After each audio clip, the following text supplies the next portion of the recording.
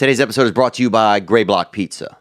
I want to say this: when I travel, I wear like some sweatpants, and sometimes they're not typical sweatpants. They're more of like kind of a swaggy, kind of bulky, kind of sensual, couture, kind of a body bag for each one of my legs, if you will. And those are made by Layered. Layered is 100% organic cotton. They're made in America with American fabric. They're classic style, modern fit, and they're direct to consumer, no middleman. So if sometimes you look outside of a building, you see somebody out there loitering around, and they might be selling jewelry or something. That ain't Layered. No middleman, no loitering. It's direct to consumer. They pass the savings on to their customers. And I'll be honest, when I'm traveling, I'm on the go, I love Layered. It just makes me feel it's on me, but it's not on me. It's not bugging me. I don't like my clothes to feel like they gripping up on me, like they acting like we used to know each other better and stuff, and they trying to get at me. So go to Layered USA and use code Theo, Theo, at checkout for 10% off. That's promo code Theo at checkout for 10% off. We are grateful to have support, and today's episode is brought to you by Acteon. Gym, beach, and travel equipment. Acteon towels, they are ultra compact and made with premium microfiber material. They absorb 3 times their own weight. So you might have this hitter right here, and look, you roll that bad boy out. Next thing you know, you hide and go seek or whatever you want. You have a beach towel. You have a place where you can eat on. If you've been hiking, you can set this out and get the job done right there on the edge of a mountain if you need to conceive a child or slice up a little cut of ham or anything you want. They absorb 3 times their weight in liquid, more than 3 times smaller, and they dry 3 times faster than bulky cotton towels. Each towel is treated with silver ions to prevent the growth of bacteria. So you ain't got to worry about seeing this thing later and have it have a little bit of molded up or a little bit of Mother Nature's boogers in it. You feel me? They come in 2 sizes, full size beach towel and gym towel. That is Acteon, gym, beach, and travel equipment. You can go to GetActeon, GetActeon.com right now and use code Theo50. That's Theo50 at checkout for 50% off all towels, plus free shipping on U.S. orders at GetActeon, GetActeon.com. Use code Theo, Theo50 for 50% off. What's up, guys? Before I say today's guest, I want to let you know I'll be performing coming up in Charlotte, Washington, D.C., Salt Lake City, Toronto. Just hold a beat on getting the Toronto tickets. We're figuring that out if you already have them. Just not sure yet if that's going to be coming to fruition. And where else? Appleton, Wisconsin, and Buffalo, New York are other places that I will be coming to. Today's guest is he's just one of a kind. He's like it's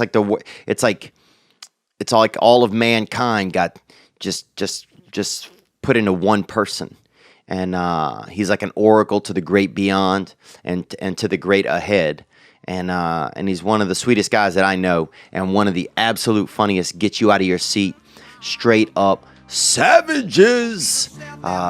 Joey Coco Diaz is here with us today.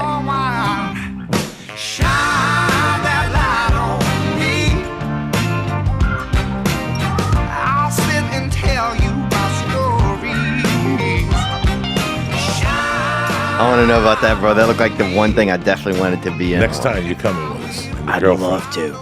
You're going to come with us. Dude, I would love to go. What a blast. Because, so you guys had the pass, I know, so you guys at least got to skip some of the line. Oh, right through like doctors. Because you guys must have had 1 million people trying to holler at you. Was there a lot of people? Oh, my God. It was crazy. It was great. It was great, though. You don't know. We'll save it for the podcast. You don't really know how good Disneyland is till you get there because we're all cheap. Yeah. And we're like, $149. I'm not going down there for $149. Like, then when you sit on a ride, you go, I get it. Yeah. I'm safe. Did Eddie have children with him or no? Yeah, he had his son with him. Oh, he did? Yeah. His son and my daughter love each other. Really? Yeah, they love each other. They love each other. We all go to the same restaurant on Wednesdays because kids eat free. Yeah. And my daughter loves the spaghetti there. Yeah. the pasta restaurant. It's the worst shit I've ever eaten in my life, but they like it. And last week we went, and that's who was there with Draco, and we all hung out, and the mom, and it's a different world, man. That's crazy, man. And the kids, so does your daughter know about the podcast or anything? She doesn't know about that. Like, what does she kind of look at it as? What the fuck she knows? Yeah. I don't know what the fuck she knows. She knows I got an office. Yeah. She goes over there. She sees the microphones. I got to hide the bongs and shit. Mm-hmm. She'll tell me she wants to go to the office, Daddy, and clean it. So I'll let her come over and wipe it down and have take fun. the garbage out and give her like $5. Yeah. Just to, And she just lost a tooth, you said on the way in. You say your daughter just lost a tooth, That's fucking mind-boggling, emotional. Is it? For me, it was. Like, I'm not, I'm from a different fucking world, bro. Yeah. I remember selling my teeth to some kid that came through town. Yeah, no, you didn't. Just on the street, yeah. Your baby teeth? I don't know if they were baby or not. Some of them might have been adult. But my mouth kept making them, bro. I needed them, My mouth was just producing fucking, this was like a silver mine, Or like something, like my mouth was like, do whatever we got to do to sell something. I'll fucking make as much enamel as you need. That's crazy. I used to fucking be petrified of the dentist. So I didn't go to the dentist for like 20 years. So I would just do my own dental work. No.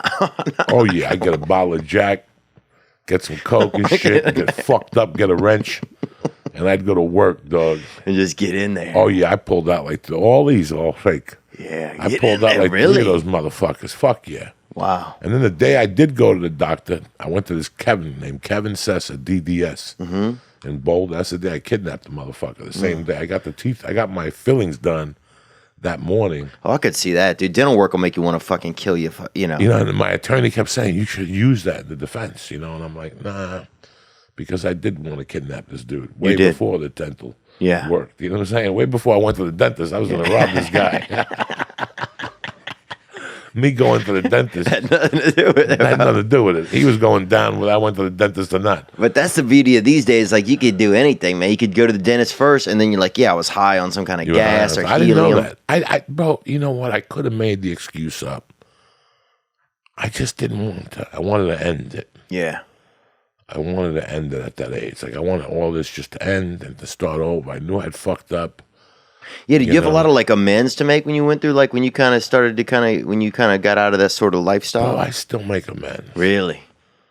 Like, I still think of shit, and I go, you know what? I should call that person, or I should write that letter. Like, I was just talking about my back. Like, I got a big beef with my ex-wife, I have a 27-year-old I don't talk to. Oh, wow. Me and my wife just in life, we make a few good fucking decisions, and me getting married, I was young. I wasn't really in love. I was a fucking criminal, So what made you get married then? Like, what was the thing that honestly, when you think because look, I'm in some of those situations, like I worry about moving forward, but knowing that I'm not ready sometimes in certain environments, Well, you're never fucking ready. I mean, you're never ready for dick. Right. There's no handbook on marriage. There's no handbook on friendship. There's no handbook on life. There's no handbook on anything. I remember a kid years ago that was a phone guy at the store. And one day the fucking the talent coordinator got fired. They just made him the talent coordinator. Wow. He didn't know nothing about nothing. Yeah. He got fired 6 months later, but you just have to be ready. There's times that in life that I can't train you for what's going to happen. Right. And that's, if you think about your life, I mean, how old are you now? I'm 38. Think about your life. That's most of your life. Where you've been. Nobody could train you for what. You either fall apart, have a nervous breakdown, go see a psychiatrist, or fucking live your life. Yeah. Live your fucking life, because it's very... Man, it's so true, man. It's so, you have no idea how much I mean, this is literally, I'm going to a therapist today at 7, and it's like, some things that's just like, sometimes I'm just afraid to like maybe admit what the truth is to myself. And instead I'll get stuck in some of these like therapy situations, because sometimes I feel like I know what the truth is, but sometimes it's hard to know if your instincts are reliable. Does that make any sense? Like, if you get an instinct, if it's legit or not, or if it's fear, or if it's... I have a friend. That's the kiss of death. I love him with all my heart. But every decision he makes is a bad decision. Mm. And I was thinking about it about a month ago, and I was thinking about when I was in the same position. that at one time in my life, everything I did was a bad decision. I mean, I was the kiss of death. Yeah. When I got out of prison, everything I did, getting married, everything I did. So I consciously made a fucking decision to think about every decision and not to do the first thing that came to my mind. Wow. Like, I had to actually do that. Right. Like, that's a bad idea. Like, I would be negative to be positive. Right. Because I was doing everything wrong. Wrong. So before I do that, I'm going to fucking throw hot water on it and do the other thing. And I started changing your... Because you have to come to terms with yourself and go, this ain't working. Yeah, sometimes you got to realize that just naturally you're not going to make the best... Maybe your instinct isn't the best of decision maker. Yeah, and bro, this morning I woke up and I saw something about the Nerdist. He got exonerated at NBC and all this stuff. I don't know who his accuser is or whatever. It got nothing to do with it. Oh, Chris Hardwick guy. Yeah, Chris Hardwick. But I was very happy. I've met Chris a couple of times. And, he is what he is. He's a sweetheart of a guy. But we can't keep, this country was built on laws. Yeah. That you have to be judged by your peers. But we're getting judged by the internet now. Yeah. And that's not fair. That's not right. That's not what this whole thing was about. This is about, you say something, I did that? All right, give me the camera. Give me the footage.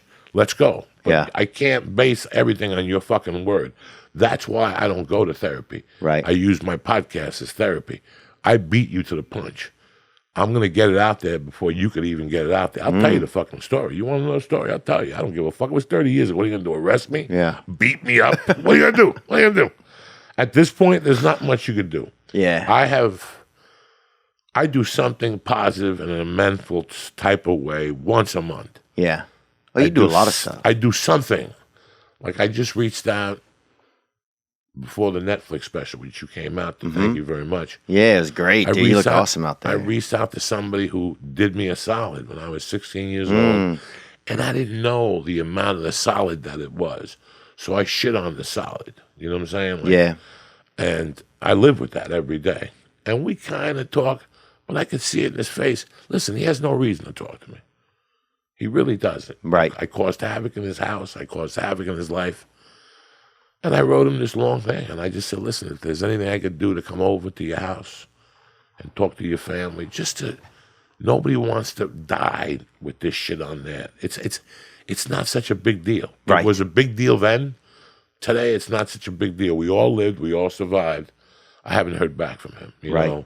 Is it hard sometimes, like for people, like, do you find it, because what do you think is one of the things that like stops us sometimes from being the bigger man? Because sometimes, like, like I want to be angry instead of be grateful, or I want to be, I don't want to reach out to some, like I still want to hold that grudge. Like when you have those kind of moments, like how do you kind of get through some of that, instead of being like, well, fuck, I could still hold a grudge against this person, but I'm going to do this instead. TJ English, he did the podcast with me and Rogan, and he said in his 30, 40 year experience dealing with Cuban people, we're always very vindictive. The book he wrote about that guy was about a godfather, about a crime godfather. But the guy used to kill people himself. Like, that's unheard of. Like, when episode 8 of The Sopranos, they were thinking of canceling The Sopranos. I think after episode 7, HBO did not want Tony killing somebody. Yeah. Because a mob boss always sends an underling. But Chase wanted to make this point, so he had Tony kill him. With this guy Battle, I'm very vindictive. I will get you. Yeah. I will get you. I will lay down like a fucking dog, and I'll wait years. I've done it to people already. You know what I'm saying? I've done it to motherfuckers already. Well, I'll sit in the bush for years. That's a horrible way to live, though. Yeah. I'm the king of it. I could do it. Because that's just stirring in you all the time. It's running in the background like an open window on the internet. Like it's just sitting there running. Like there's somebody right now that's in Burbank that I want to go over there and throw him out a fucking window every morning when I wake up. And the only thing that stops me is my family, my daughter, what I'm doing right now, because he's a piece of shit. The guy, and he's been a piece of shit to a lot of people. Yeah. A lot of comedians. And I knew it but guess why I don't throw him out the window? Because I did business with him and I knew it going in, that he was a piece of shit. Wow. So shame on me. Right. I got caught up in the smoke of the situation. Now I have to pay for my sins. But I'll get that motherfucker eventually. Yeah. I'll give him a flat. I'll put sugar in his gas tank, Something along the line. I'll Yeah. do fucking something. I'll put saran wrap in his gas tank, Yeah. and he'll stall every 30 miles in the 405. You know, I'm the king of that shit. That But would I be don't the want- worst. I don't want to live there. Yeah. I don't want to be there. You know, like I said, 2 weeks ago, I wrote a letter to my ex-wife. Like, and I said all the things I did wrong. Yeah. And I took the letter and I lit it on fire. Wow. Because I don't want nobody getting that letter. I don't want to go to jail. Yeah. You know what I'm saying? So, And does she know all these things? Did you send it to her too? no. I just wanted to know. You wanted to know. I just wanted to know where I fucked up and how I was aware of what I had done, you know. So, Man, I'm afraid to say it's so crazy hearing you say some of that because sometimes it's like the truth sometimes it's like I'd be probably afraid to even fucking read it all to myself, you know? oh, when I read it, when you read something, like when I write a story about me robbing somebody, like in my little iPad, and I'm writing and I giggle, and then I read it, reading it fucks my world up. Yeah. Like reading it fucks my world up for an hour or two. Because it changes the perspective of it, Changes kind of. the perspective. What you're thinking and what you're reading is two different things. It hits a little harder when I said I jumped through his window and all that shit. You know, it seems a little bit rougher. But I don't know. It's been great. I've been trying to, you know, ever since I have the family, I just want to shed some of this fucking snakeskin. Yeah. You know, that's why I don't like any of these accusations from people lately. I can't come back to Cleo and said that when we were going to University of fucking Texas one night, you touched my tit. I can't say that now. Yeah, that's crazy. I can't do that now 20 years later. That's not right to you. It's not right. That's not right to me. Let me call Cleo and go, hey, Cleo, man, a couple of years ago, I felt a little threatened by you in that room. We were doing blow, and you asked me to show me your monkey. Yeah. You know, what the fuck were you doing blow with me for? You know the deal. Yeah. You do a line of coke, you're sucking something. You know what I'm saying? That's what I'm saying, You're bro. sucking something, You're a pacifier. You're gonna fix a the finger. faucet. Yeah. You're gonna fix I the don't faucet like with your mouth. And the reason why I don't like that is because I know I've changed. Right. That's the thing. I know I've changed the person. I know I don't see the shit I used to see. Yeah. And when I see it now, if I would go into buildings like this. When I was 21, I'd put a suit on, dog. Mm-hmm. And I'd walk past reception, and I'd walk into a business like this, and I'd pick the third floor, and I'd just go from door to door looking for Tony Smith. Wow. Tony Smith here? No, there's no Tony here. What were you looking for? I thought it was 303. Yeah. Oh, no. Maybe check the fourth floor. You know how many times I'd open up a door and there'd be a purse sitting there or your wallet, and you went to the bathroom and let your wallet on the table? And I would just take a wallet, there'd be $500 in it, and I'd walk out the building, and I was good for the day. Yeah. I did that for years. I would walk into a building and just knock on doors like, I'm looking for Theo. Theo, Dude, we used to do that too. We used to go through the neighborhood at night and we'd steal everybody's fucking car radios, right? But then here was why I did it, dude. At first, you know, we did it because we wanted a radio for our own car, but you only can put like one radio in your own car. So then I'd have a back seat with like 9 radios in it, you know, all these fucking radios sitting there. But then here's why I started to do it. Because then I would see people drive down the street and be furious that they didn't have any music. So then that would fucking make me laugh so hard, bro. Just see somebody driving, and this one dude started singing his own songs every day, bro. And I fucking... He had no radio? Oh, dude, this dude. Crazy how I never got into robbing cars or car stereos. I love 'Cause I had watching a them. buddy who used to rob car stereos, but at one point, cars started putting a device in it that if you stole the stereo, it wouldn't work in another car. I think especially Subaru had the technology. Oh, yeah, Subaru. But I'll tell you what, bro. When I first started working for Subaru, it was 1986. And I was living in Boulder, and I was a detailer. But I became friends with the manager. His name was Peter Pinto, a real street guy. Yeah. And one day he's like, why do you wash cars? You're like one of the best salesmen. Just talking to you, I can buy shit from you. And he goes, just come over on a Monday and see if you like it. And I came over on a Monday and sold 3 cars and made $1,000. At that time, I used to work 60 hours a week for like... Washing. I think it was $860 a month they would pay me. And you made it in a day. I'd make it in a day selling cars. And I borrowed $500 from my girlfriend's mother, and I went and bought, 3 jackets, 3 pair of pants, a pair of shoes, a belt. And I went and fucking knocked them fucking dead. But I thought I was making like $7 to $10 grand a month. That's like my first 3 money. months in 1987, going to school, $7 grand a month. Subaru selling 10 cars a month. Well, you could have been the You get a principal check at from school. them. You get a check from Subaru. But The lot man drove like an expensive BMW. And I'm like, how can a fucking lot man sell, have a BMW? I mean, what can a lot man make, The year went by. I stayed a loyal employee. I got into a few arguments there. I threatened to fucking break the car with an axe window if they didn't pay me and shit like that. But the cops came in one day. This was a crazy place where I worked. It was called Crouch Subaru. Yeah. Crouch, and that's German, huh? Crouch. They Crouch, own, huh? Right, today you're going to get fucking robbed if somebody's Crouch. They own an Acura store today. Yeah. A couple Acura stores, but in those days, that Subaru store was a comedy. Like, it was a comedy. And they didn't even have a lot of Subarus. Did people even know what that was then? Yeah, no, in Colorado, Subaru's it was king. number one car. It's number one car. It used to be Burt Subaru, was the number one Subaru dealer in the world. Wow. They did 500 new Subarus a fucking month or something. And then we were like number 8 in the district. But one day the cops came and they arrested this fucking lot guy because he was running a scam at the gym. But what we also didn't know was that after you sold a car, he would talk to you for 5 minutes about your car and he would upsell you. Oh, he's selling shit on the So side. this motherfucker was taking the stereos out of the GL10 sedans, the top, and putting it in your shitty car. Wow. So all these people paying 20 grand for these high-end cars and the radio. It was like an AM radio. Oh. And, bro, he did it to every like, when he got arrested, he had been doing this for years. Like, people were buying Made cars. a ton of money. Ton of money. He was selling rims, tires. Then the cops came in again one day and surrounded the building because we had a salesman that used to rob banks at lunchtime. Oh, wow. His name was Carlos Valverde. I'll What a never great forget idea. this guy. And he had 9 kids. 9 fucking kids he had Damn. with the same wife. He had been married like 30 fucking years. He was robbing like 20, that pussy as he was well, married apparently. 30 years. He was like 22. He was Spanish. Oh, Carlos yeah. Valverde. I'll That's never as forget. Spanish as could be, dude. Never forget this guy. And one day the fucking cops came and surrounded the building. He was fucking robbing banks at his lunchtime.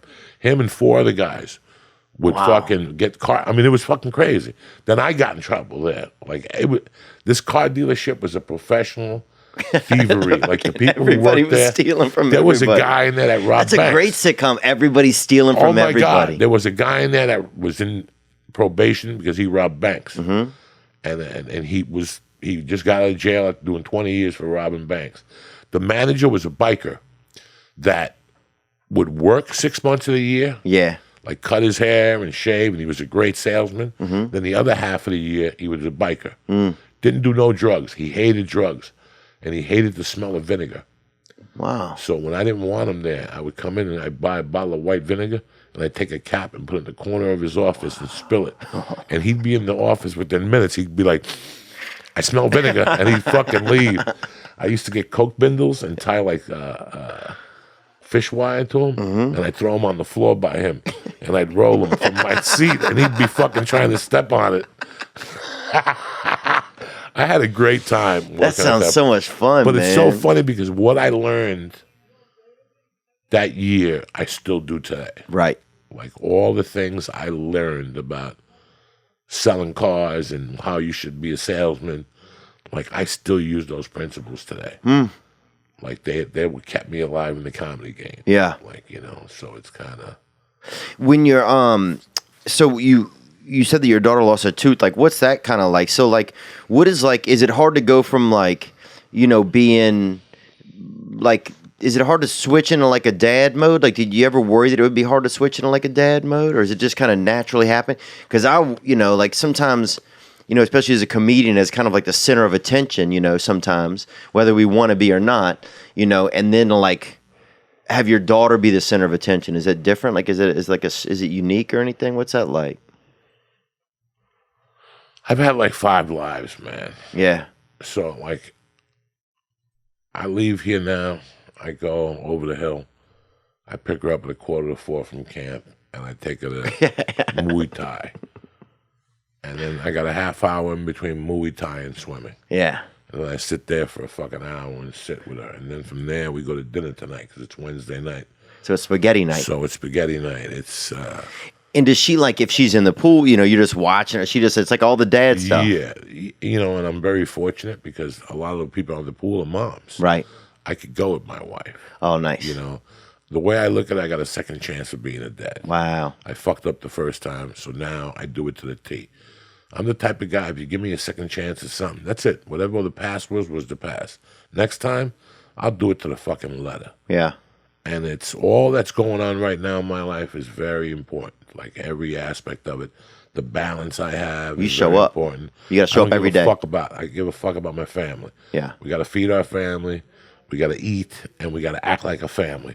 If not, we're gonna end up like an LA family. Yeah. Divorced, and I got a 16-year-old wife, and I don't want that. I did that already. Yeah. I did that already. I want a family. I want to go home at night. So I enjoy my comedic life. Mm-hmm. I love my podcast life. Yeah. You know, I love going to the store and bumping into you guys. And I know, it's so pussy. much fun. Last night was so much fun in the parking lot. And sticking your fingers up somebody's ass, and you're talking about this. And then I went and got pizza at Joe's, and I brought a Sicilian slice for Lee and his buddy, and they waited for me by their open mic. Oh, that's So we cool. sat in the parking lot till 12:30 eating pizza, talking shit, and people were pulling on going, Joey, what's happening? And we're talking about black dick and fucking how that it's funny because I'm going, yeah, the chick, she liked black dick. she liked the banana mist around the dick. And as that, a black guy pulls up and goes, it's funny you're here. I was just talking about black people. He came over, we started telling him about banana dicks. I mean, we were there till about 12:30 just talking. And then I go home and I wash my hands. I pee, you know. Check on the kid. And then I walk in her room, tiptoe. Yeah. And I turn the turtle off. That's doing like this psychedelic show. Oh, dude, it's crazy they put kids through some of that. So now I turn this other thing off, and then I give her a kiss, and I say, you know, God bless you, and then I walk to my office, and there I am smoking dope. Yeah. 2 minutes later. And then, you know, so it's like I have 9 lives in between. And they're all going on at once. You know, I really respect that fathership shit. Like, I don't get high. Like if I get high before, like, swimming or something, I do Listerine. I change my shirt. I put Visine in my eyes. You show know. up like at least a pro. Yeah, I show up like a pro. I don't show up like fucking, you know, looking like Cheech and You're not having your daughter hold the roach in her swim bag. No. Yeah. In fact, yesterday morning I got up because she went to pre-care first, right? She went to, at 2, she went to like pre-care. Mm-hmm. And I was against it. But when my wife took me and I saw the kids, I go, what are we going to do? Keep her in the house all day? Right, because it's fun that you do art and stuff like that, and they get to interact with other you kids. Gotta interact with other kids. That's that's the biggest thing. Gotta interact with other fucking kids. Yeah. That's the big thing that when I came from Cuba, I had a big problem. I didn't speak the language, bro. Yeah. I didn't speak the language, and then my father died. So I was like Vito when he came from Italy. Yeah. You ever see The Godfather 2? Mm-hmm. When Vito came, he was like a half a fucking retard. He was like singing songs at the INS. He was like singing. Yeah, he's like one of those guys going through my neighborhood with no radio. Yeah, with no radio. Yeah. And that was me. I was damaged goods. But my mom had me in an adult world because she didn't believe in daycare. So here I am with her at the track. I'm at the bar with her that she owned. Yeah. You're at the laundromat. You're learning about everything. That didn't do me no favors. Right. Yeah, it showed me the world, but it also slowed me back. It took me years to. It took your childhood away. Probably took a lot of your childhood away. I was a single child. Yeah. So that don't help either. So you don't learn how to chair. You don't learn how to do.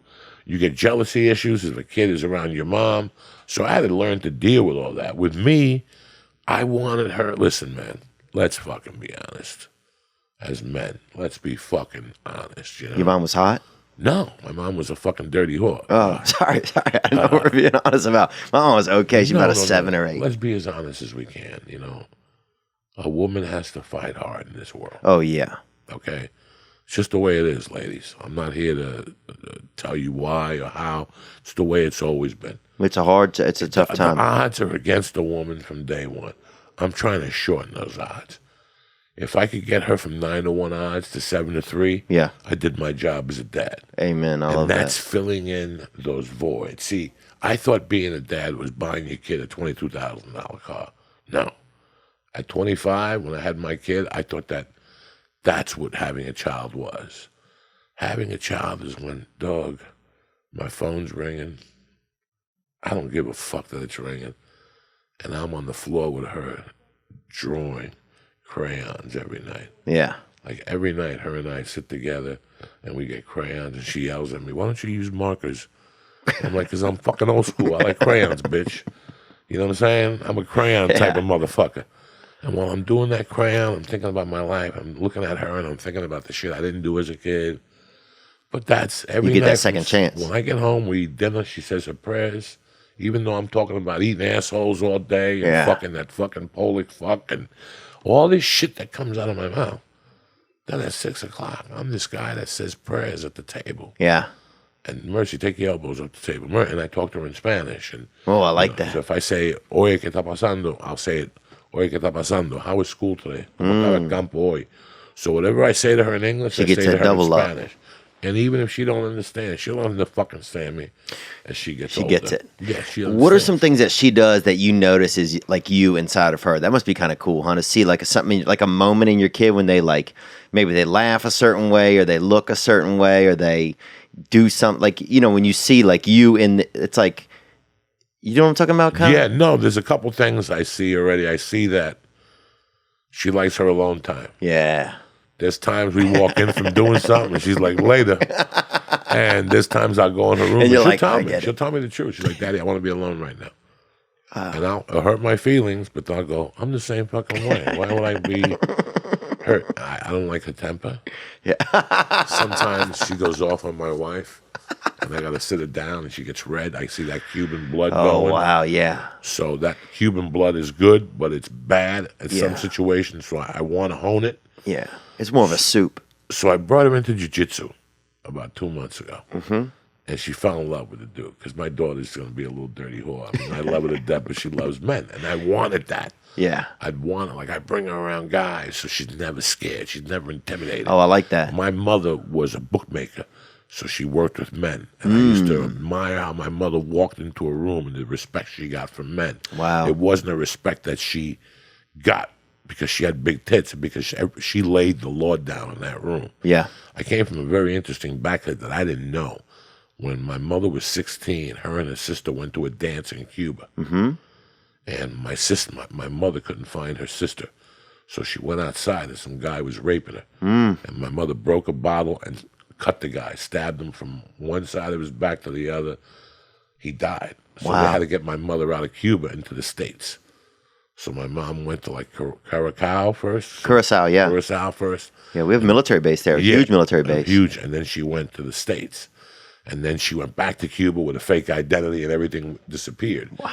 So I look at my daughter and I think about me and I know that that's in my blood. It's in there. That's a possibility. My mom had to think quick. I never knew the story until she died. Wow, she was fearless. I never knew the story. I saw her in action. In fact, yesterday I was Man, she must have been a strong woman, huh? Yesterday I was writing the fucking thing. Because I usually, like, when you go write jokes, sometimes you can't write jokes. So I'm just sitting there licking a pen, I'll fucking just write a story. Yeah. You know, like, let's write it. And I wrote a story about me and karate and how I got into karate. I got into karate because I played hooky and I got hit in the head with a lunchbox and I got stitches and I told my mother. And the next day she walked me to a black karate school, all black. Black people doing karate? Oh, yeah. No 1969, 68, New York City. How's that not a documentary? As a matter of fact, you know Loranger Orange?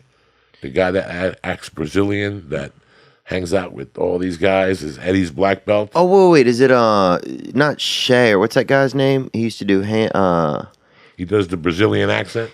His father was my first karate teacher. Eve, not Eve. Mr. I'm thinking Orange. of Eve. You know what I'm talking about? That guy Eve that comes down sometimes? He's like friends with Tate Fletcher and those guys. No. It's not him and Mickey Gall. He comes with those guys? No. Not him. No, this guy's one of Eddie's black belts. Wow. He has a show, the Loranger. He's a black dude, but he makes believe he's Brazilian. And he that capoeira boy, huh? Yeah, he insults everybody. His father was my first black belt.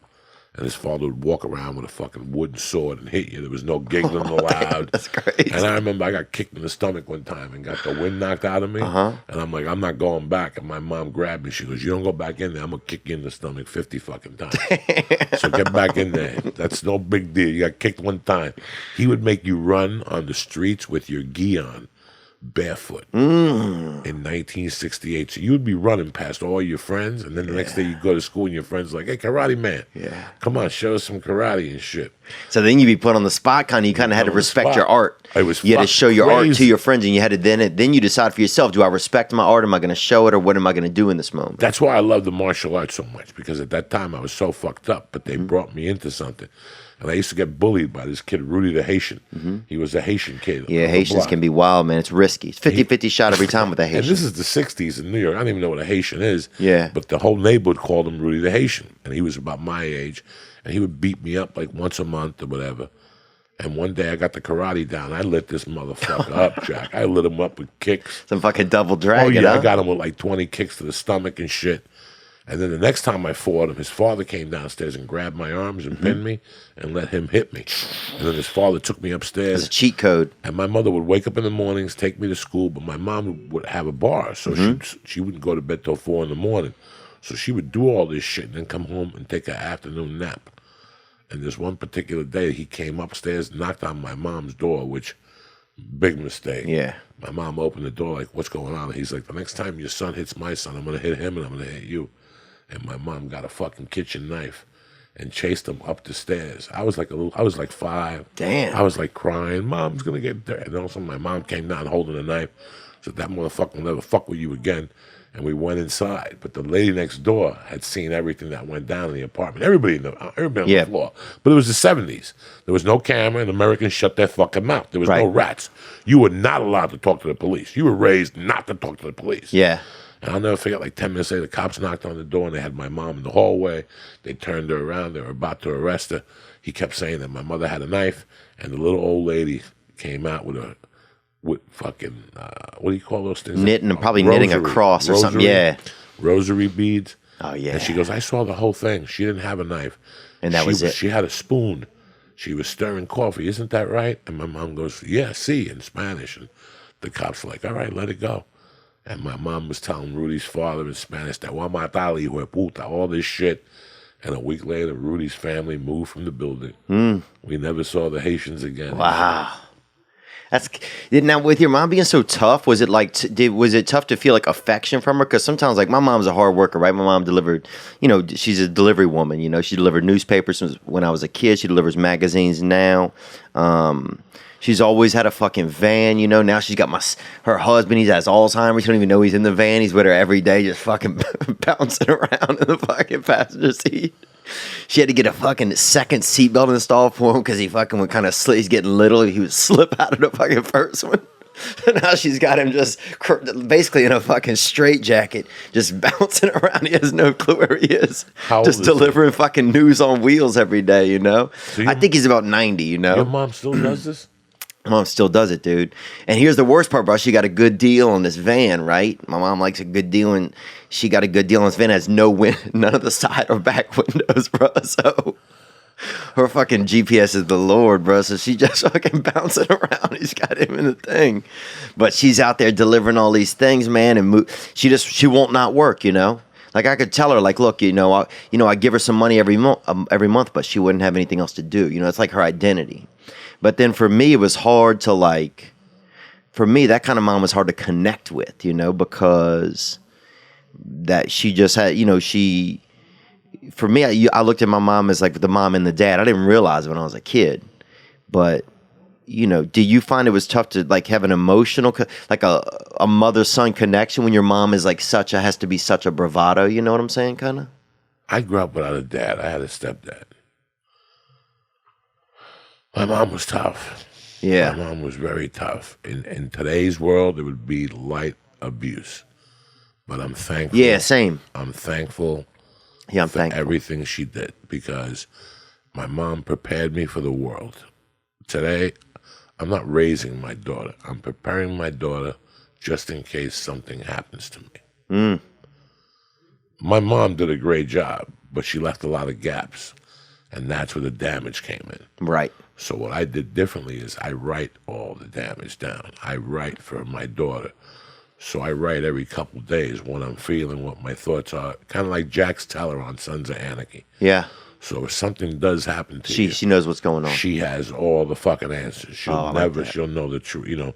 I don't tell my daughter I'm a comedian. I don't show her, because if not, she's going to want to be a fucking comic in front of the stage. Right. Don't tell them. I don't even, like the pre-K teacher the other day said, have your daddy help you write it, but it's got to be clean. I don't want that shit. Don't tell her, because it's going to be all right for her to be the class clown. Right. I don't want her to be the class clown. My mom, dog, made me fight. My mom brought a girl home for me the first time. What the fuck? Till this day, I can look you guys both in the eye, and I don't even know if I fucked her. I think I passed out from fear. You know what I'm saying? Yeah, I came on a girl once and and then lied about it. Made her. Then I got so scared, I fucking left out of my own window in my room. I was too embarrassed to walk through my own fucking house. It was a party at my house, and I just fucking left, bruh. And there's all these people just driving silently up and down the street, fucking singing in their cars, and I'm like, this is a fucking crazy world, man. Do I sound like I got a little bit of flavor up in my throat? Well, I just might, because that's because I'm having a couple little handfuls of little pawfuls of that Lakeside Maple. Daddy got that hitter right there. Lakeside Maple specializes in trail mix baked with PMS, pure maple syrup. That's right, original, spicy, and ginger chai are the 3 different flavors. My favorite is the original. All of their mixes are made by hand, and they are fans of this podcast. So get in there and try out the best trail mix that everyone thinks is granola, but it's not, it's trail mix. Also, try that new TMB, that trail mix butter, baby. Go to lakesidemaple.com and use code Theo, Theo, at checkout for 15% off. That's promo code Theo at checkout for 15% off. Lakeside Maple, get that mix. Lakesidemaple.com, use code Theo. I'm about to have me another little paw full. The Legend collection just dropped, and you can see one just landed right on my head. This is a hood hat. And these hats are specific, man. You want a hat now that represents your block, your field, your alley, your neighborhood, you know, and that's what these are. This one says Death Valley from Clemson, and that is with the Clemson colors, that orange and that purple. You can get Death Valley for LSU as well. You can get Jordan Hare. For you Auburn Tiger fans, Davis Wade. The hat says Davis Wade for Mississippi State. They got one that just says Blacksburg for Vatech, Big House for Michigan, the Horseshoe for Ohio State, and the Grove for Ole Miss. And these things are swaggy. These are the ones that, you know, these swaggy hitters want to be wearing. So you can go to hoodhatusa.com and use promo code HOODUSA for 20% off. That's hoodhat.com. Use promo code HOODUSA for 20% off. Or follow them on Instagram at hoodhatusa. Get that hatta. It's a fucking crazy world, man. And what we do, like, think of the world our head lives in. Have you ever thought of what we do? Have you ever gone to an open mic and seen a bunch of guys that are in it for 4 years, and it takes you right back to it and going like, damn, what made me stick with this? Yeah. With this abuse at the 4-year mark. You're not really a feature. You're starting to MC. Your home club hates you. Your friends go to Montreal. You're not going. Oh, that's the worst. You know, it's all these emotions that most people can't hang. Most people. Listen, I've been here 27 years. I've seen a ton of people come, and I've seen a ton of people go. I've seen people that I've gone to gigs with that have conversations. They love comedy. That this is what they do. And a year later, I go to a commercial audition, and there they are in there with a camera, going, well, you know, it was a little on the tough side. And you're like, what are you talking about? We just did a gig together, and you were telling me how. Yeah. This is what I do. This is what we do. Yeah, it chooses you after a while. I think this sport, like comedy just chooses you. Like, I don't even know. Like, I don't even feel when I get up anymore on the stage anymore like I'm trying to make them laugh. I just feel like this is what I have to do to get through the day or the week. It's just like part of the week. It's almost like getting out of bed and making coffee or something. Like, I used to feel up there like I was in this moment where like, okay, let's see how this works and let's see how this works. And now I feel like I can finally just kind of be up there. You know, did you start to notice that as you got along in it? Like, you can just kind of, the goal in the end is almost just kind of get to the way you are in front of your friends. Like, you joke around in front of your friends, but when you get on stage, it's this different pressure. But eventually it all comes all the way back around where the whole crowd just feels like you're in front of your friends. You know what I'm saying? Just think of this words. I'm sorry. The journey of emotion. How long have you been doing comedy for? 15. So in those 15 years, I want you to think where your emotions were before you went on stage when you started, and where your emotions were when you get on stage now. It's fucking two different fucking worlds. Yeah. Now, 3 months ago, I could look you both in the face when you came to see me in Vegas. Yeah. And I'm going to tell you, motherfuckers, I was damaged goods. Yeah. Because it happens. This is the human brain. And sometimes our brain gets fucking fried in between everything. Not to mention the reefer, not to mention being a father, not to mention 1,000 variables. But guess what? Motherfucker, I'm back now. Yeah. Comedy-wise, I'm back because I got lost. I watched John Mulaney, and I thought I wanted to be John Mulaney, who's a great fucking comic, great writer. But guess what? I'll never be John Mulaney, and I'll never be Theo Von. Yeah. And guess what's even better? Theo Von will never be John Mulaney. He'll never be Joe Diaz. Why? Because he's fucking Theo Von. Yeah. And Joe Diaz is Joe Diaz. And you know what? Once I put that together, like, I'm brand new again. Yeah. Like, I feel like I'm 28 now when I go on stage. Like, now you got a fucking problem. Last night I ate up that main room. The original room, I got my ass kicked. You know what I'm saying? You can't win every fight. You know what I'm saying? The main room, I fucking came out there last night. If I would have had a Xanax at the 7-minute mark, I would have had to take it. Because I could feel my heart ready to jump out of my chest. And that's what comedy's all about. Yeah. When you still feel that in your balls, that's what it's all about. For months, I wasn't feeling it. The business part got to me. Yeah, the business part's scary. Part sucks dick. The fucking numbers and this and that and the tickets. You know what? I don't give a fuck. You don't want to come see me? Don't fucking come see me. I'm still going to do what I do on stage. I'm going to be crazier than ever. Crazier than ever. I don't give a fuck about society or how fucking what you can say and what you can't say. That's got nothing to do with me, bro. I'm a comic. And I'm sick and fucking tired of what's going on.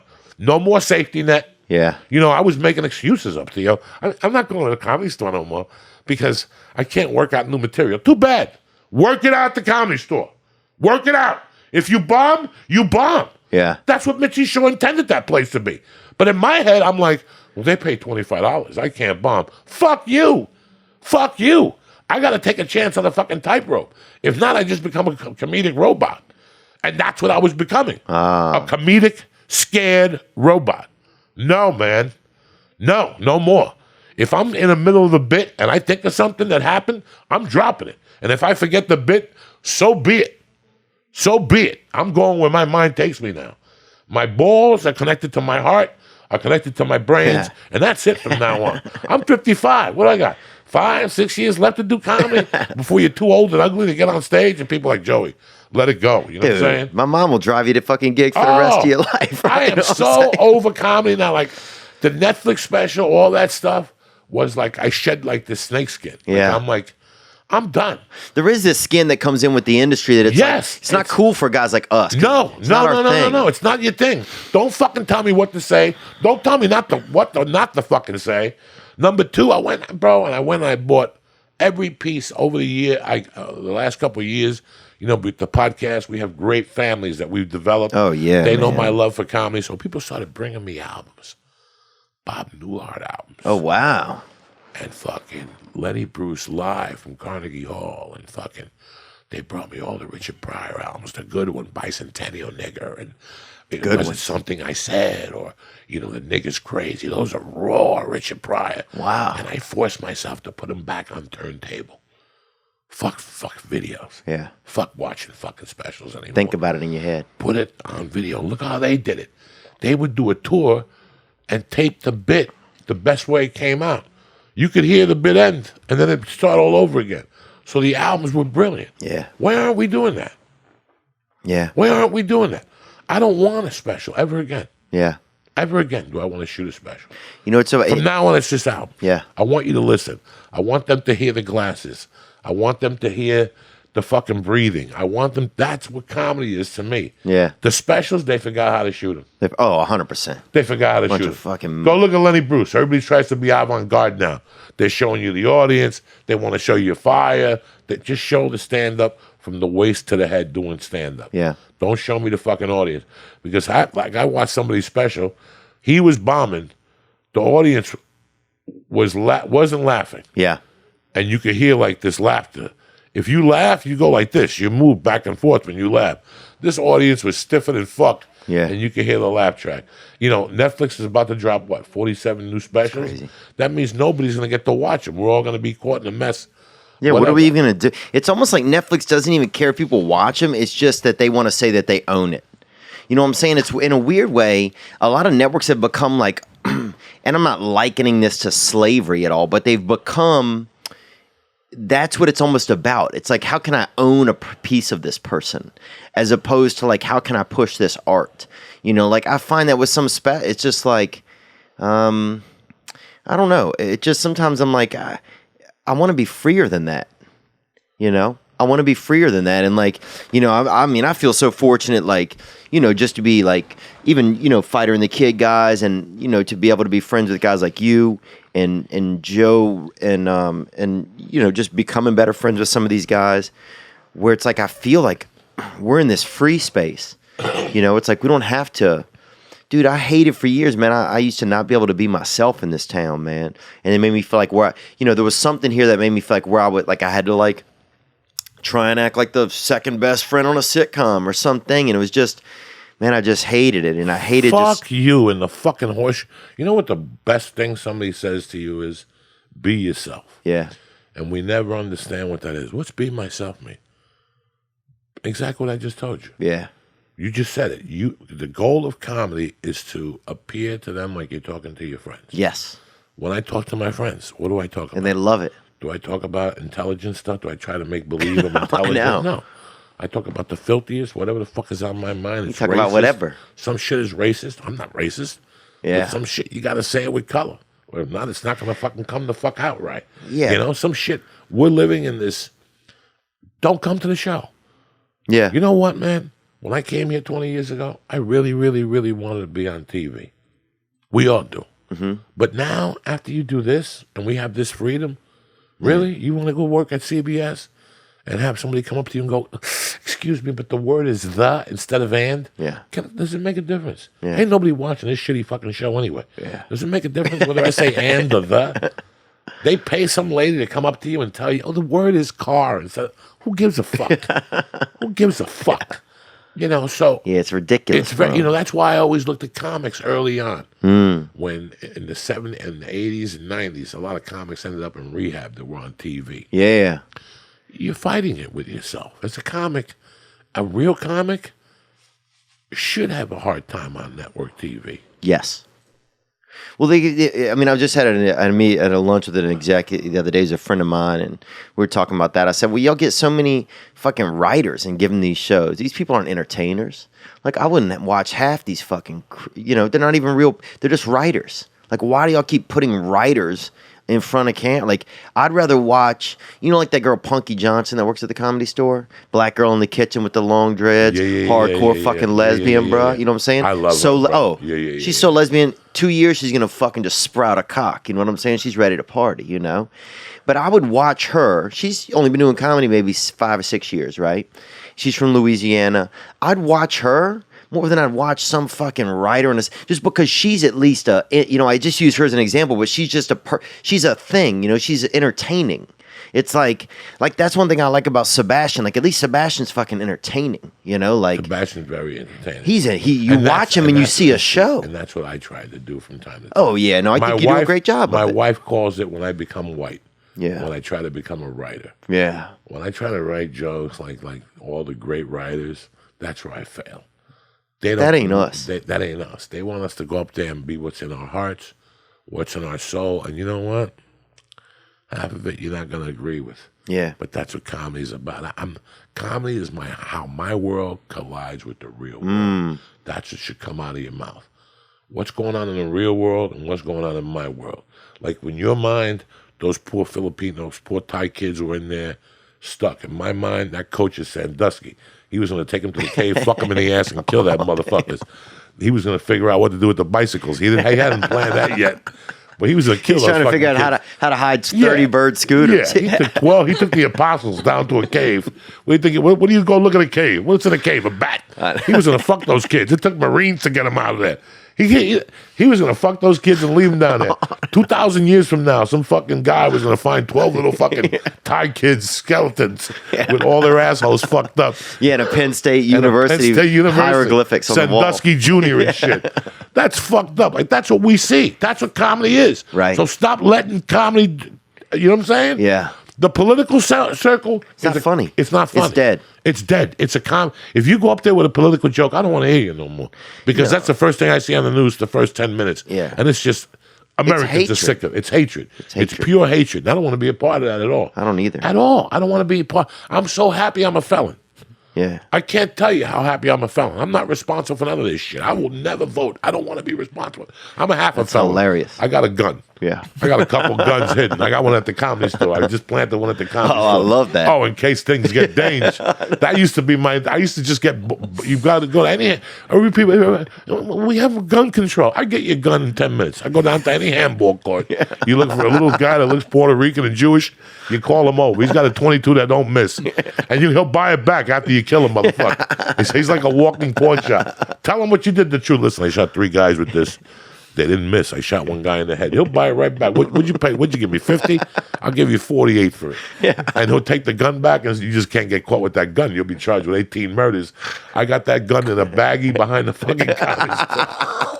I got a gun with a silencer. Oh, I love hidden that. in my own building, an old school silencer. Yeah. I got to go grease it from time to time to fucking make sure. Dude, I want to hide some guns, bro. That's a great idea. I started buying some hot guns and just started fucking hiding them. I love that. Just in case people get fucking froggy. At the store, you need a couple of them. I'm trying to get, oh my God, I watched that fucking thing on A&E about the making of Scarface. I haven't seen that. Oh, shit. And how that scene with the end took 3 weeks. First of all, when they got there, the set went on fire. Like, they had the worst luck in the world with that movie. Really? It was supposed to be a 2-month shoot, and it ended up being a 10-month shoot. Where'd they shoot it at? They shot half in Miami, and then the Cubans threw them out. Then they finished it up here by the 405. Wow. Like the mother's house is by the airport and all that shit. The Tent City is where, for the 405, by where they shot Heat. That's Tent City. But they shot the last scene, and that machine gun he had is like something like a fucking monster. So they had to figure out how to get the gunfire to come up on the screen, and they showed all that shit. But what they didn't tell you is that the rounds were hot. And one time, Al Pacino fell on the rounds, and it burned his leg, 2 to 3rd degree burn. So they had to cancel the movie again for 2 weeks. They had to shoot all the Colombians getting shot. Wow. Fucking brilliant shit. Yeah. Then they got an X rating. Oh, and they said they couldn't put it in theaters. Couldn't put it in theaters. And then they had to fight the X rating. And then they released the movie as a Christmas movie. No. Scarface came out. Can you check and see what was the release date? Bells will be theatrical. ringing. People would go into the movies and going, that ain't a fucking Christmas movie. Like Rudolph's been doing coke, bruh. Fucking Blitzen just bought an 8-ball. Dude, you remember the little guy that's a comedian that was in there? December 9th, 1983. Jesus. And I remember Can you imagine that I saw the commercial. I was living in Aspen. And it didn't reach up there. Like, it had gotten, like, they were talking. Al Pacino said that when at the premiere for the critics, that they started walking out at the 30-minute mark, like, in chunks. And he just kept sinking in his chair from the embarrassment. Like, he thought it was going to bomb? Yeah, it was a bomb. Like, people were, like, fucking attacking him. Brian De Palma, Universal, saying it was the worst thing they've ever seen in their life. The hottest show is Dynasty or something. Oh, wow. I can see that. She showed up. Oh, really? Victoria, whatever, the real pretty older woman. And they interviewed her. They said, what did you think of the movie? And she goes, well, I left at the 100th fuck. Wow. I think 100 fucks is enough for a person in a lifetime. There was 4,400 fucks in that movie. Oh, my God. They counted them, 4,400 fucks. They could play that at a wedding, I feel like. And then what happened was the movie bombed, but the VCR, it came out in February, and it just blew up the movie. And now the movie's in the top 10 all-time sales. Even though the movie ate a bag of dicks in the fucking box theater, or the box office, once it hit DVR, I still remember going to a friend of mine's house. Did you see it at the theater or on VCR first? Brother, the movie came out December 9th, 83. I was living in Aspen. I got off the plane February 1st, 1984. And as I got into my buddy's car, he looked at me and he goes, have you seen Scarface yet? And I go, no. I saw the commercial. We went right to this movie theater in Secaucus called Harmon Cove. Right there, right by Newark Airport, like 20 minutes from Newark. Wow. I didn't go home. I didn't unload. It was the matinee. It was like the 2 o'clock movie. Wow. And we couldn't even sit together. It was sold out. We couldn't even sit together. It was that sold out. And at that time, it was picking up momentum. It was February, and it started picking up momentum. And then I went, when it came out on VCR, I still remember, like, Theo, you would call me and go, come over Friday. We're picking up 4 8-balls. I'm going to have a case of booze. And we would sit there from Friday night at 11 after Miami Vice. We would go out after Miami Vice and then go back to your house at about 2 or 3 broads. And we would snort coke and watch Scarface and Godfather 2 the whole weekend. Damn. And and every time they do a line, we'd do a line. Wow. Like that type of shit. Like just. Shit is making my dick wet, Oh, bro. yeah. Those are the good old days. But you can't do that shit no more. Can't Thank do God. it. Thank God. Look, your life has changed. Yeah. You're a completely different person. You don't have the social issues you had anymore. That's true. It was all the drugs. See, now I have the social anxiety. I get the social anxiety when I go to the store. But it's been a lot better lately. Has it been? Yeah. Do you when you think about there was one thing I was just do you remember Angel Salazar? Did you ever work with him? All the time. One of my idols. One of the guys that helped me the most. I bumped into Angel. And Angel Salazar, for people don't know, he was Chi-Chi. Yeah, Chi-Chi in in Scarface. Scarface. Pacino met him at the thing. 1993. I'm a struggling comic. I'm confused about comedy. I don't know nothing about comedy. I'm just telling people I'm a comedian. I'm getting up on stage. I'm just dying, bombing dicks. And I go into Hell's Kitchen to cop a bag of coke because I was working on 57th and like 12th Avenue. I was selling cars at a Jeep place. Okay. And from there I would walk through Hell's Kitchen and go to Port Authority. And one day it's like July of '93, and I'm walking through Hell's Kitchen, and who do I see in front of a building but Angel Salazar? Wow. And at this time, I knew he was a stand-up. I knew he was a comedy store guy. And you've been in Scarface. He had been in Scarface, and he was Cuban. Yeah. And I went up to him, and I go, I'm Cuban. I want to be a comic. And he shook my hand, and he took the time to be my friend. And he gave me a fly to come see his show. And I went, and I was blown away. And then he got me an audition for an improv troupe at the Copacabana, and I just ate a bag. I remember paying like $15 to park, and I had like 13 and quarters, and going in there, and they like give us 3 impersonations, and me like making believe I'm a 2 of them were yourself. Oh, and it you're was like, just, I was just horrible. I had no idea. And I would call him and ask him for advice from time to time, and he would give me a little advice from time to time. Then I started working with him, and he is one of the all-time pissers. I mean, he is really a cocaine savage. Cowboy, yeah. He's one of the only people that went on to church and did a package in front of Lee, and Lee's face turned fucking red. Wow. Like, that's the only way I could get him on the podcast. If I got he came to town. He was staying with Stephen Bauer, Manolo in Scarface. Oh, yeah. He stays with him when he comes to town, and it's right by the office. They're right by the office. You know, when you come to my podcast, you could throw a rock to where Stephen Bauer lives. Wow. So the only way, I saw Angel at the store, and he's like, book in your podcast, bro. So I kept calling him. He's hard to wake up in the morning. Yeah. So we had to do it like at 10 o'clock at night, and I had to get Coke from like an old Coke dealer that I knew was fucking... Coke from the 70s, some good stuff. And that's how I got him in there. And he would go off camera and do little bumps. And Lee kept looking at me like Lee. That was like Lee's second year in the podcast business. But the funniest, I mean, I have 1,000 Angel stories. Yeah. I mean, we used to work in El Paso, bro. I can't even imagine. Dealers would knock on the door. Everybody wants to give that guy blow. It is hilarious. Do you think that part of that kind of like sometimes you become a role?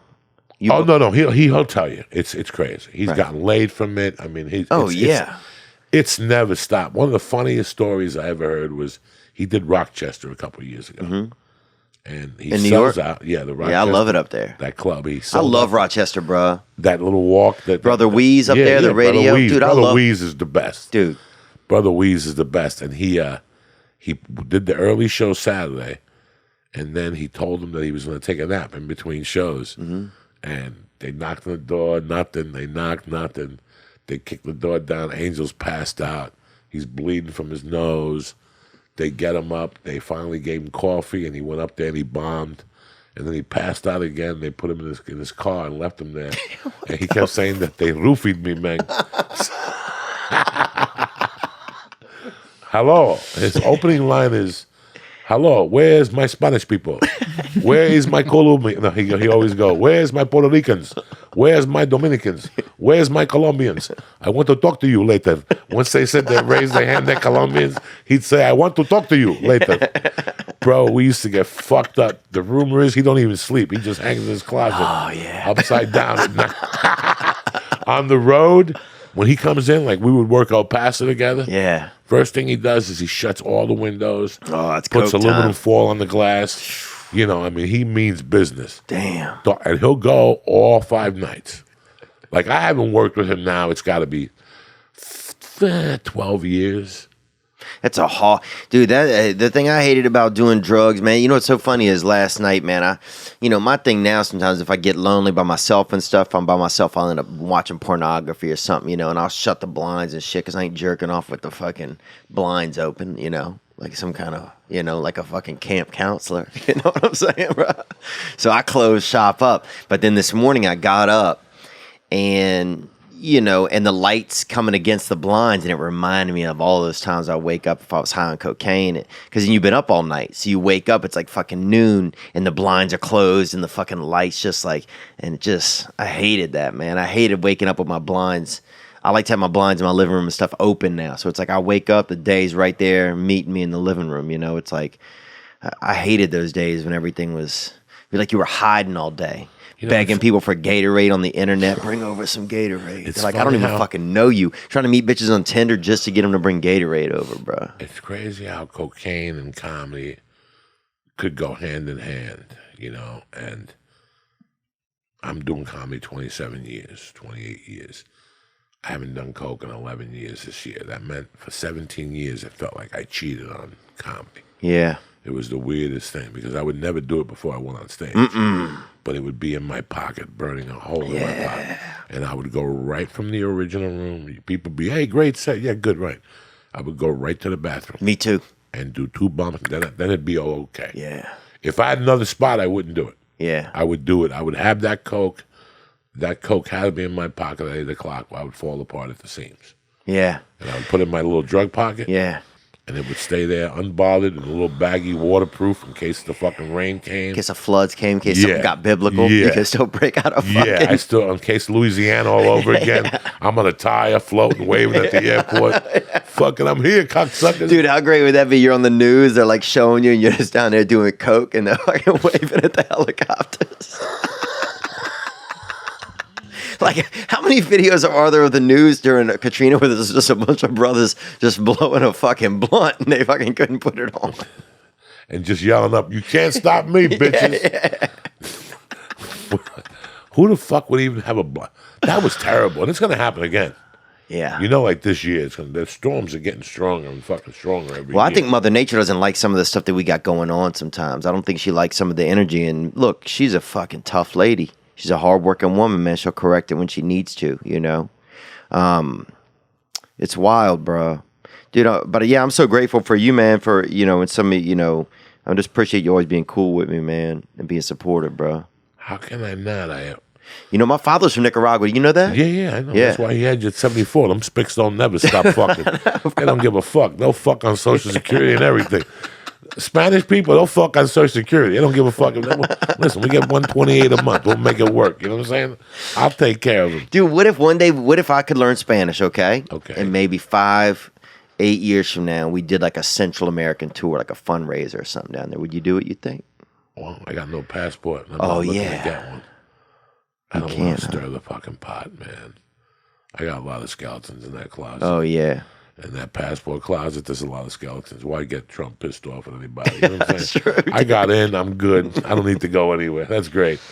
You want to go to fucking England? That's great. I can't do shit, but it's good that you learn Spanish anyway. Yeah, I want to learn It's good that you learn a language anyway. My dad used to talk it all the time when I was young, man. I loved hearing him talk it. Listen, man, the only language that don't help you is fucking Latin. But you take Latin if you're a genius, if you're going to be like an engineer or something like that. Yeah. But just, it's like when you become an attorney. I was telling Rogan, if you go to UCLA tomorrow and go, I want to become an attorney, a lot of your prerequisite is math because they're teaching you how to solve problems. Right.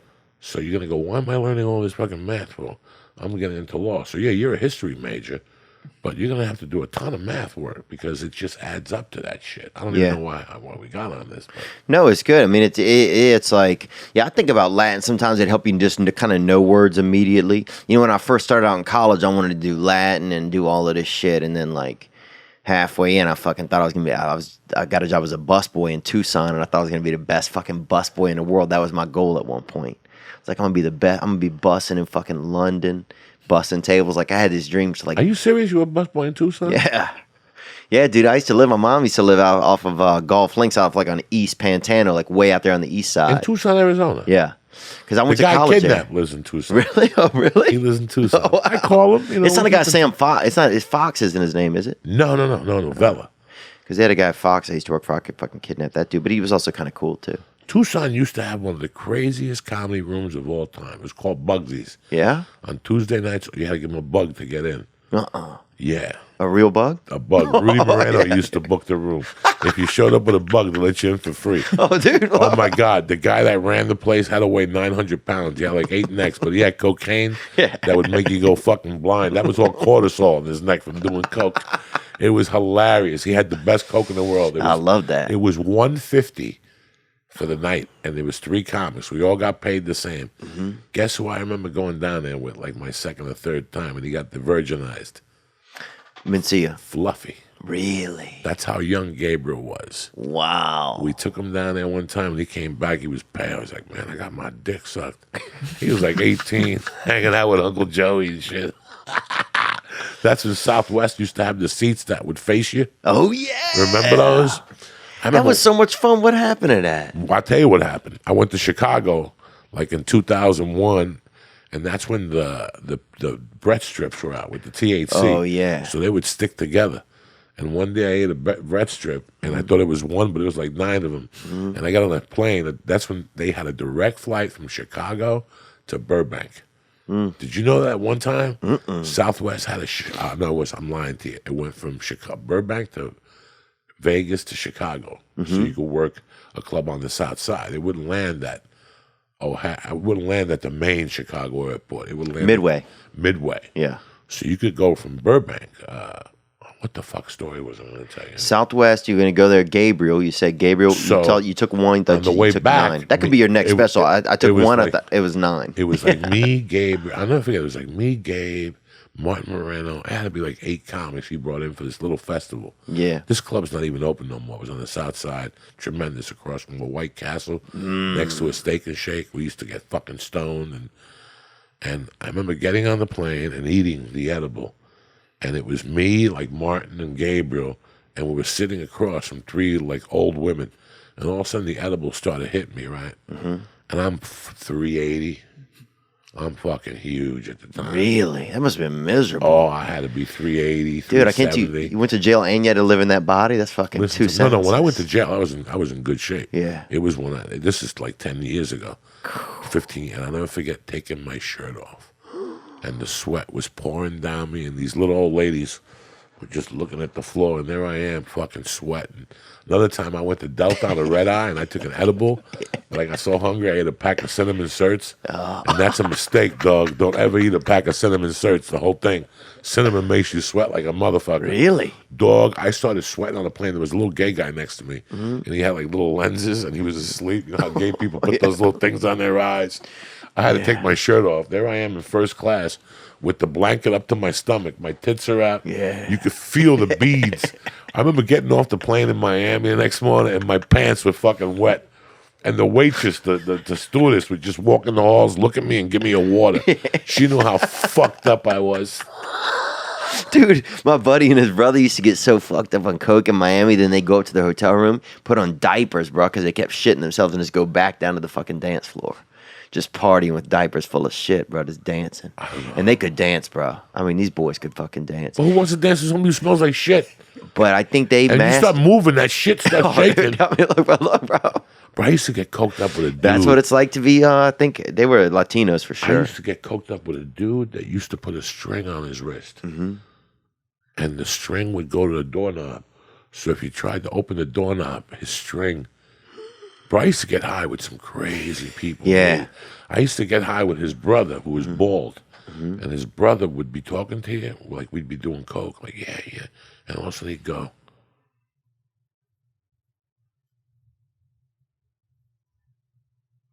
you're like, what? And he'd go, and he'd smack himself because he kept thinking flies were landing on his head. He would smack himself 80 fucking times a night. Damn. And we would laugh at every fucking time. And after he'd smack himself, he'd go, oh, yeah. Bro, he used to put balloons. He lived on the 34th floor. I had another friend, Kurt. He's dead now. Rest in peace. Good dude. He used to get so paranoid that he would put little parachutes on his cocaine. So if the cops came, he would throw it out the window. And the little parachutes would fly. I mean, that's the shit that was the 80s, you know? That's God, the 80s was good, bro. fucking craziness how that shit just took over. Everything was so much fun back then. I feel like there was so much more mystery and intrigue like when I was growing up than there is now. Like now there's not a ton of room for like even your imagination because everything is, you don't have to wonder anything. There's no, like back in the day, a rumor was one of the most popular forms of like information, you know? Like I remember rumors was like. Remember the rumor that Richard Gere got caught with a mouse in his ass? Yeah. In San Francisco, like for years, like I never, like my friend was a surgeon. Yeah. He was on the. He cut his ass open. Yeah. But I remember, dude, I would start shit. I remember going on camping trips, and the day we would leave, I'd be like, Jay Leno died. And everybody would be like, no fucking way.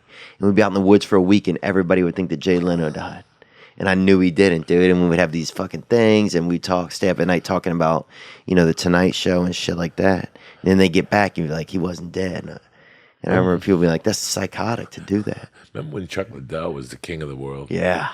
Well, one day Eddie Bravo's having dinner with Dana White. And you know how Eddie Bravo's a big Fidel Castro fan. Is he really? Yeah. Dude, Fidel came and spoke to me one time. I went to Cuba once. Did he really Yeah. speak to you? When fucking Fidel died, I call him up and I go, Eddie, do you know Fidel died? He thought I said Liddell. He looks at Dana White. He goes, Chuck Liddell's dead. I'll call you back. When did you go to Cuba? I was a student. We went there, and then they had like a big thing at the university in Havana, and then Fidel came and spoke to our students, just to our group. It was like 5 hours. They had this thing we had to listen to so we could hear what was going on. He was an interpreter. They had I think horse meat in the other room. People in there fucking getting a little bit of cut of horse, and they're fucking putting it in their jaw. People are outside just partying and drinking. They served alcohol at it, and they had an interpreter, yeah.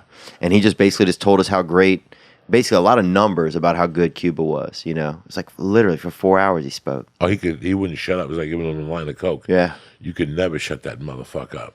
On Sundays, he would hold like these things, and he would talk for 8 hours about the numbers of the country. Yeah.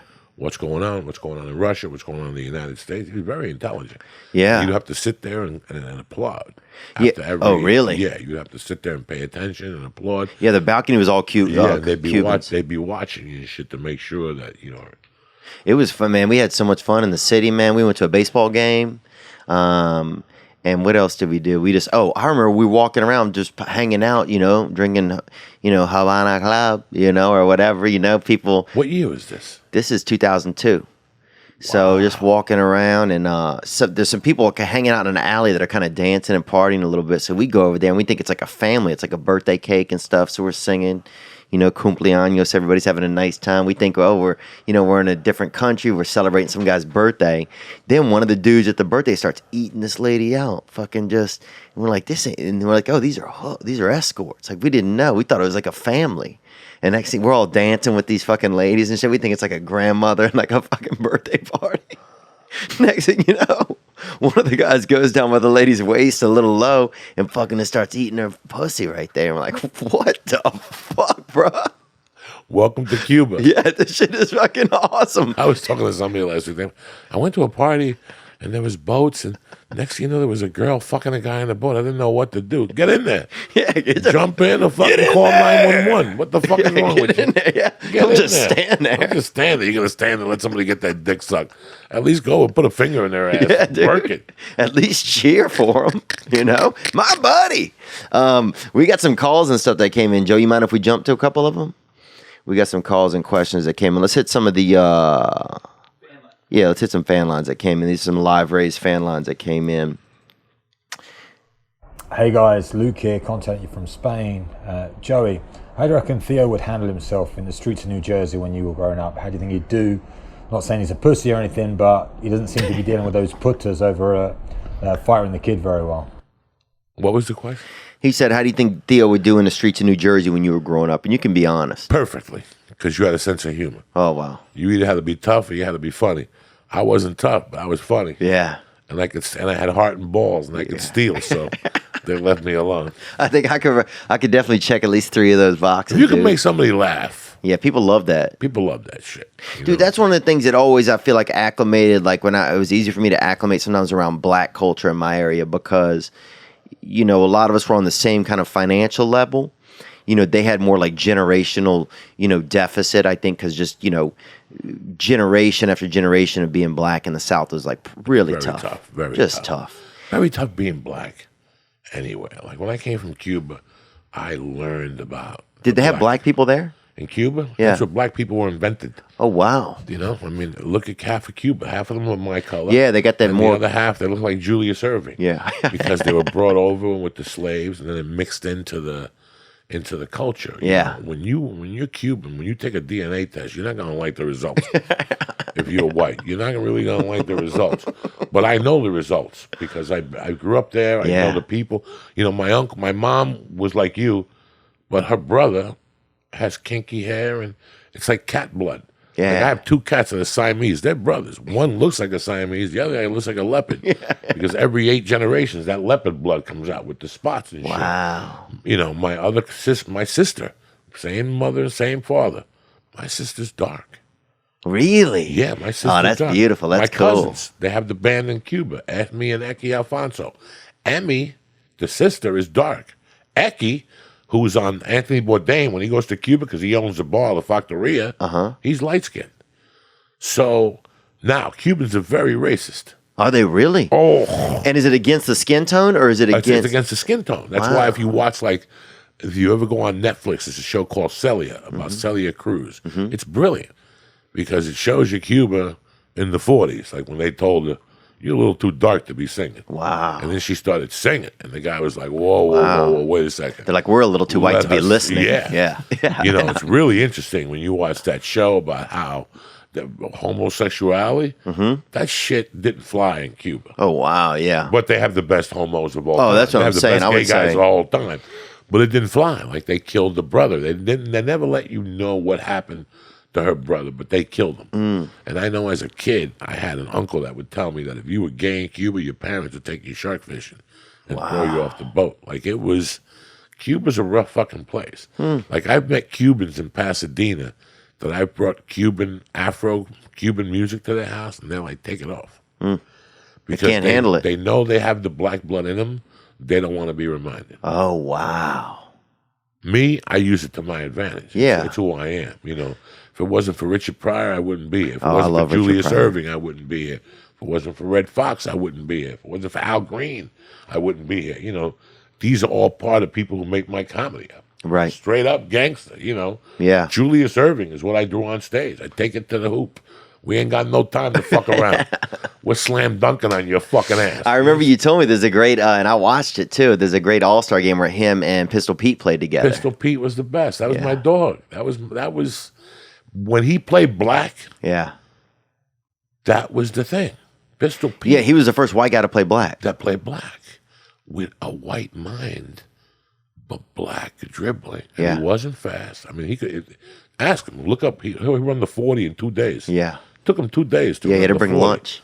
He had to bring lunch. But it didn't matter because he used black body movements to shake you. Yeah, he had that shake. He had a shake and the dribble. There's a scene when he sees Julius Erving and he fakes to Bob McAdoo and he just flips it behind his back. That was his shit. Yeah. So when that All-Star game, they just made a mistake. They put a white dude, they put a black dude that was dressed up as a white dude on the NBA East team, and he just fucked them up. It was his game, you know. If you watch it, he only had 4 assists. I read the box scores for that. But watch what he was doing that game. Beautiful. Pistol Pete was blacking it up. Yeah. That's that black culture. That's half of what I got. I can't. That's why I can never be relevant. Half of what I do is black. A little bit is Chinese. A little bit of Santeria. Yeah. A little bit is fucking Jewish. I'm a fucking Jeet Kune Do. Oh, you're fucking 9% Halloween, Yeah, bro. I'm 9% Halloween. And I do Devil's Night. I'll hit you with a sock with flour. I don't give a fuck, Jack. I'm a Devil's Night type of motherfucker. Halloween's for fucking kids. Devil's Night is when gangsters come. You got a fucking full moon in your asshole, bro. Oh, yeah. All day. Devil's Night. Devil's Night, you're supposed to stab a motherfucker. The next year, you got it bad. That's the original old school. Oh, really? Oh, yeah. The old school was that's when you hit somebody in the head with a pipe. Wow. That's been pissing you off all year. On Halloween? Devil's Night. The night before Halloween. The night before. The 30th, Devil's Night. And then you get us some candy. And the next year is like good luck. It's like Chinese. It's like the year of the fucking stick. Chinese, bro. Dude, I was just in China. I saw a dude pick his nose and feed it to a fucking cat, bro. And the cat ate it and it was like, but that's China, you know? China's like the thing you're walking with your buddy. He dies. You fucking make a soup. A couple people eat and you fucking cruise. And nobody knows nothing. And nobody knows nothing. And the guy's honored to die and be part How of the long did you soup. stay in China? 1 week. What'd you think? I loved it, man. You know, but they're a forward moving place. Like you can't get citizenship there. Like nobody's coming into China. Like China's they're ready to take over the world, but not in like a fucked up way. Like I don't think it doesn't seem like the people are thinking about it in a military sense. They're just like, we are Chinese, we are proud, you know, we just keep moving forward. You need something built right there, we'll fucking build it. We'll build it 100 stories high, you know, it doesn't matter. Like we'll die 9 times, we'll be reincarnated, whatever we got to do to just keep it You moving. did comedy how many nights of the 7? Keep it moving. Three nights. You just went by yourself. It was great. Yeah, we went over there, and they got a group over there called Cine Productions or whatever, Promotions. Dude, they do it. It's great.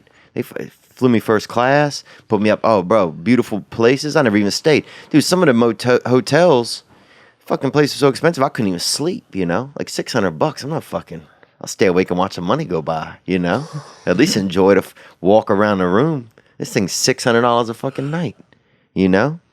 They had like 9 light switches in there, dude. It's like a fucking, I don't know where I was. It was insane, bro.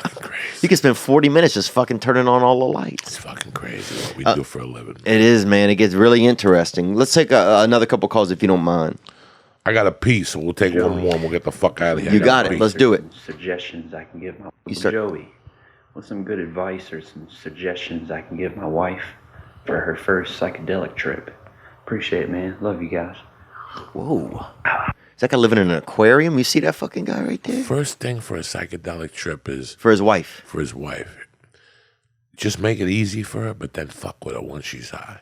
Yeah. Oh, wait, I think you told me a story about this one time. Yeah, with my first wife in San Francisco in '85, we took some Grateful Dead ass and we went to a party. I was very nice to her. You said her stepdad was at the airport. I kept telling her, don't you have to pick your father up at the airport?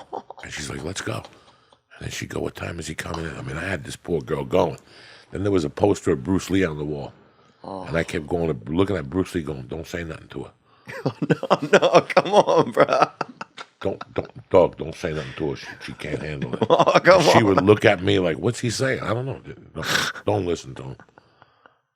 I put that girl, that's the girl that I wrote the letter to. Oh, I bet it is, because brother. I put her through death. I remember one time we were living in San Francisco.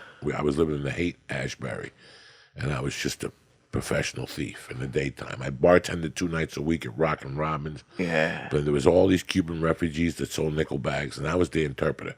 My job was to go to Japan City, whatever, and I would pass out traveler's checks.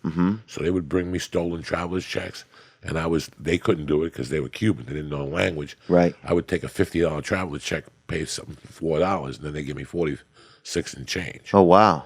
That's the old school. And traveler's checks, you can't. It would take a while to come back so around. This is what you do with traveler's checks. You go to the bank, get $1,000 worth of traveler's checks, go to your hotel room. I'll come over, kick the door down. I take the traveler's checks. I give you 5, and then you get another 1,000. Because they were guaranteed they could never be stolen in the old days. It was a scam and a half. So I would go to you. We got 500 today. Let's go buy some traveler's checks.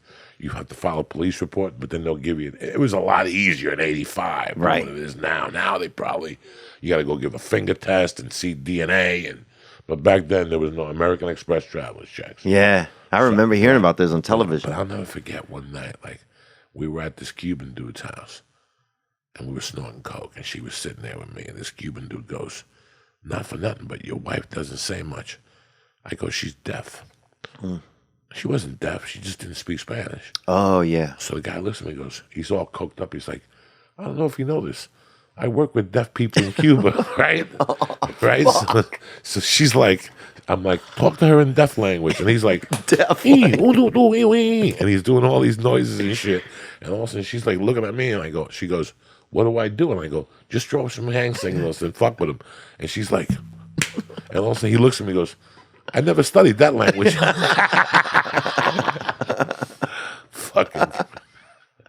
What do you miss anything about your first wife? Like, was there some cool stuff about her? Yes, we were kids. We were kids. Being kids is fun. We were kids.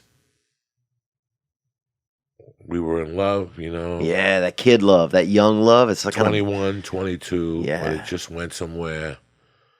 And she grew up and I didn't. That's what happened, if you want to know the truth. Yeah. She grew up and I didn't. And I wasn't the type of person you wanted to be around back then. You know? So, yeah, there's little things. I missed, the bitch was from Buffalo. I love Buffalo. Nobody made a wing like her. She made wings in a wok, and she made blue cheese dressing from scratch with Corona beer. You never seen nothing like. And I'd watch Delirious. This is way before stand-up comedy. I'd rent videos and watch shit, and she'd cook those wings, and she'd make fucking thousands of those wings in a fucking wok. She was a great lady, and we have a great daughter together. You know, I don't talk to her, but she's in my thoughts. God gave me a second chance. Yeah. And that's why I got to get the fuck out of here, because I got to go to karate, You gotta go see, and Muay Thai, and swimming, and the whole fucking deal. Yeah, I'm happy I came down here to see you, man. I fell in love with you a long time ago. And that now I'm happy because my senses were right. I picked 3 winners. I picked a lot of guys. I picked you. I picked Kate. I picked Dean Delray. You know, you guys are hustlers. You're honest. I could see that Comedy Store, you know, it lets you see. I see a lot of people who fake the funk up there, man. Yeah. You see them. You see people who fake the funk. You actually see people who go up there that wish we do bad. You watch them in the back of the room. Comedy Store has a lot of different angles. It teaches you how to be a lot of things. You know? But the thing that you get the most is that the camaraderie you and I have, we couldn't have a better camaraderie. We came out of the same snatch. This is real. Yeah. This is real. I cheer for you. Yeah, same. When you came to see me do the Netflix special, you paid out of your pocket. You cheered for me. Yeah. That's something that people, real comics, a lot of comics, I love his work. Shh, I'm listening to Theo. You know, you don't have to say that. You don't have to say that. No, that doesn't mean anything. I'm here to say, no, you don't have to say nothing. Yeah. I know who's making the fun. Yeah. And I know who's only going to be there temporary. And I know who's going to be there with me to the end. I know the person who comes up to me and says at the end, "Bro, that joke was badass." I know he means it. I also know the person that comes up and says, "Theo, you were great on I'm Dying Up Here." When you walk by, they're like, "Fucking redneck sack of shit." Yeah. You know, that's the truth. That survives at the Comedy Store.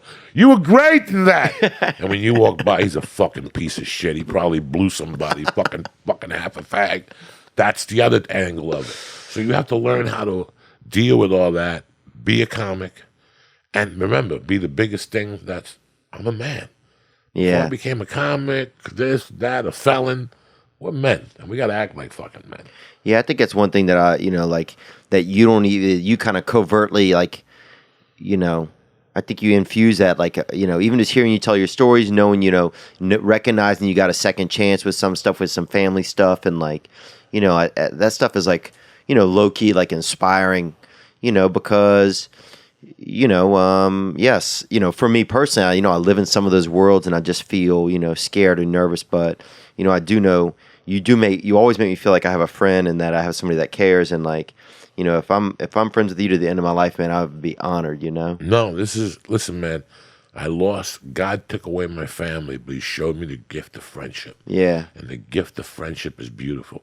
People just misuse it. mishandle it, and they don't know how to handle it. Yeah. You have acquaintances and you have friends and you have people you live and breathe for. I breathe for you. I breathe for Lee. I breathe for Kate Quigley. Joe Rogan, I'll stand in front of a bullet. Ari Shaffir, I will take that bullet from the Comedy Store and shoot you 12 times you mess with Ari Shaffir. You mess with my Jew, I'll fucking kill you. You mess with Duncan, I'll put a bullet in you. You mess with Eddie, I'll shoot you to death. You touch Red Band, I will fucking personally send you to Mars. I will call somebody that lights people on fires for a living for $5,000. You touch Fuego Red Band. Frankie, baby. People have no idea what it is living for, breathing for somebody. Yeah. Everything in this Hollywood town is he's amazing. He's that. You ain't shit.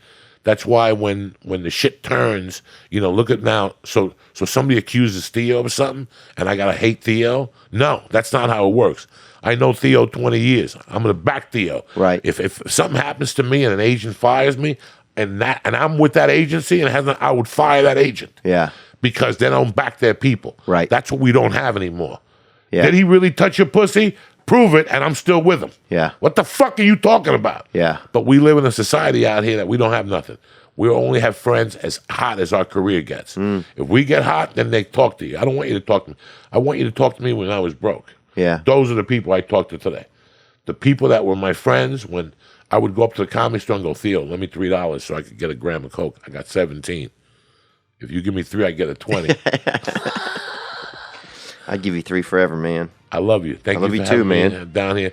I wouldn't drive down here for anybody else but you. You I know know. that. You know I hate fucking driving. I came down here for you and for your fans and your family. And Yeah, we appreciate it, man. We got a lot of young listeners that love you. I got this hat too, man, that a buddy of mine made. It's from my friend's company called Hood Hats, but they make dope hats, and nobody else has that hat, man. It says West Hollywood Comedy Store. this is it. That's This one of a is our kind. family. Thank you very much. I love you, man. Thanks for coming on. I love you. Thank you for having me on. Yeah, I'll see you soon. Now I'm just floating on the breeze, and I feel I'm falling like these leaves. I must be cornerstone. Oh, but when I reach that ground, I'll share this peace of mind I found. I can feel it in my bones, but it's gonna take a little time for me to set that parking brake and let myself unwind.